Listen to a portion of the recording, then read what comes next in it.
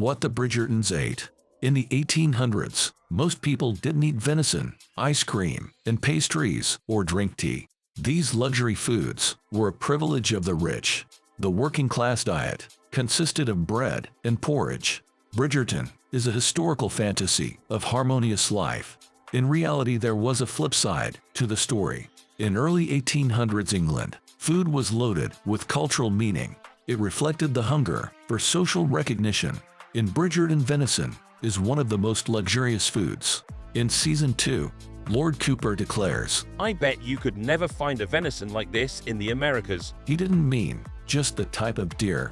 In early modern England, venison had a different meaning. It was considered the king's meat. It was forbidden to hunt on the king's land at that time.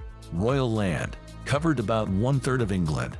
Poaching was a capital crime. Venison was a rare aristocratic delicacy. It became a status protein. For nobles like the Bridgertons, food was a mark of high status. At the same time, sugar was becoming a luxury to the common folk. In 1700, an average person consumed 4 pounds of sugar per year. By 1800, it was 18 pounds per year. Production of ice cream and pastries was a difficult task. Sugar, cream, and flavorings were expensive. Ice cream was a treat for special occasions, like the Lord Mayor's feast.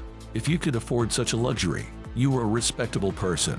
Anthony Bridgerton was a wealthy viscount, but his rake reputation held him back from his goals. Eating the right foods in the right settings helped him improve his image. Drinking tea had become absolutely necessary. A person drinking tea was considered respectable. The demand for tea was growing. To make tea more affordable, the merchants came up with a solution. They established colonial tea plantations in India. Tea-loving 18th century physician, Dr. Thomas Short wrote, "Tea encouraged business, conversation, and intelligence, while preventing debauchery. It assembled many sober companies." The food we see in Bridgerton is an eye-popping fantasy. Here are some snack ideas for your Bridgerton watch party. 1. Biscuits are one of the most popular snacks of high society, but the Bridgerton's biscuits aren't the fluffy kind. They are more akin to a floral-scented buttery cookie or a lavender shortbread. 2. Bubble eclairs are Penelope's favorite. Bubble eclairs can be made with confectioner's sugar and whipped cream. 3.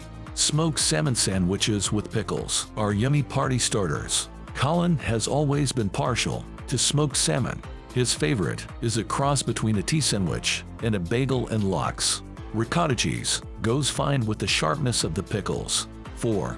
Raspberry jam on the pastries are a must for Penelope and Colin. Any homemade jam is good on the baked goods, toasts, and muffins. 5. British scones can also go with the jam unless you make them with ham. Ham with rosemary and cheddar cheese is a must. 6. Lemon pudding with blueberry whipped cream is ideal on a hot day. Make sure to refrigerate your dessert for 3 hours before serving. 7. Tea isn't the only beverage the Bridgertons enjoy. Your party would not be complete without Queen Charlotte's lemonade.